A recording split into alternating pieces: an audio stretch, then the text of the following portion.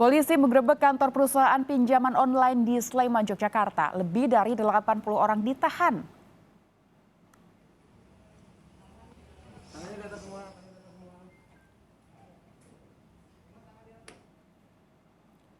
Di Treskrimsus Polda Jawa Barat bersama Polda DIY menggerebek kantor perusahaan pinjaman online atau pinjol di Jalan Profesor Herman Yohanes, Sleman, Yogyakarta. Saat digerebek, polisi mendapati para karyawan tengah melakukan pekerjaannya di 3 lantai kantor.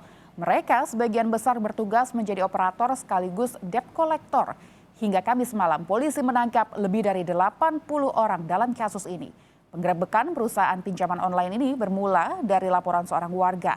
Selain menangkap lebih dari 80 orang, polisi juga menyita ratusan komputer dan puluhan kendaraan.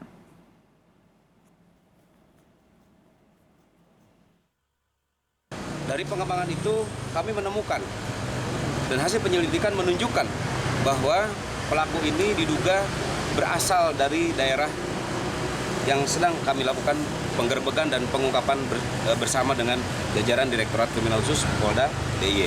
Nah, dari sana kami amankan di PKP ini, kami amankan 83 orang operator dalam tanda petik debt collector, 2 HRD dan 1 manajer.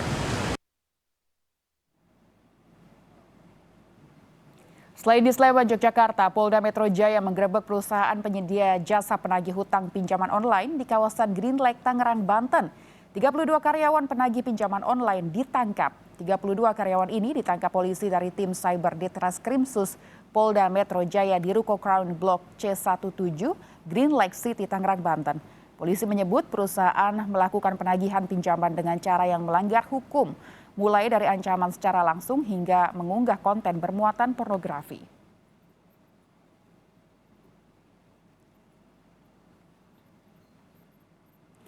...32 karyawan PT Indo Tekno Nusantara langsung dibawa ke Polda Metro Jaya beserta dengan sejumlah komputer yang digunakan untuk melakukan penagihan.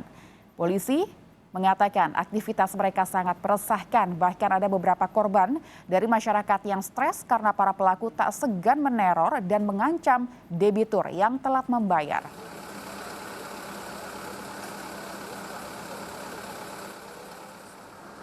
Penyelidikan sementara kami temukan bahwa di perusahaan ini terdapat 3 bagian, yaitu ada bagian penarikan, bagian administrasi atau bagian analis dan telemarketing. Dan kami temukan juga pada saat melakukan penagihan kepada konsumen, mereka menggunakan kata-kata tidak pantas, kata-kata kasar, pengancaman dan pornografi. Kurang lebih dari 1 bulan ini kami telah mengamankan 4 pelaku dengan ada 30 fintech ilegal yang sudah berhasil kami amankan, dan hari ini tambah 10 lagi. Kami akan terus melakukan penyelidikan dan penyidikan terhadap kasus-kasus yang ada, karena sampai saat ini masih terdapat 100 lebih laporan polisi di Polda Metro Jaya.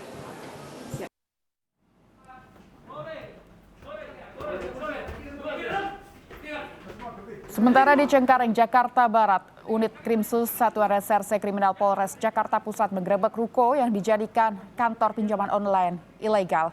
Dalam penggerebekan ini, polisi membawa puluhan karyawan kantor pinjaman online untuk ditanyai seputar kegiatan perusahaan pinjaman online. Kooperatif ya. Tangan di atas dulu aja. Polisi sudah menangkap 32 orang dalam kasus pinjaman online ilegal yang terjaring dalam penggerebekan di sejumlah tempat. Untuk sementara sudah ada 4 orang yang ditetapkan sebagai tersangka dalam kasus pinjaman online ilegal.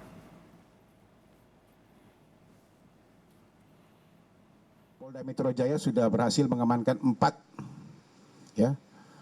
lokasi dengan 4 tersangka utamanya yang sudah kita amankan. Kemudian juga kemarin dari Polres Jakarta Pusat juga sudah melakukan penggerebekan di daerah Sedayu. Penagihan atau kolektor melalui media sosial yang ada atau per telepon. Kalau media sosial bahkan kami temukan di sini bahwa penagihan itu dengan ancaman di media sosial bahkan memperlihatkan gambar-gambar pornografi. Nanti kami kenakan juga dengan pasal pornografi di sini. Jadi diancam kemudian diperlihatkan gambar-gambar pornografi kepada para pinjam-pinjam ojol sehingga membuat stres yang para korbannya, sehingga mereka memaksakan diri untuk melakukan pembayaran. Melihat berita penggerebekan kantor fintech, salah satu korban mendatangi lokasi untuk menyaksikan proses penangkapan para pelaku. Menurut korban, dirinya sempat meminjam uang masing-masing sebesar Rp2.500 dari beberapa pinjaman online.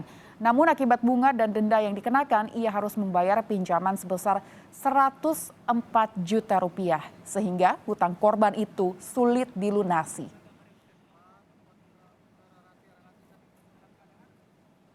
Itu sudah berlangsung dari 2019 kalau salah. Berarti Bapak bayar ya?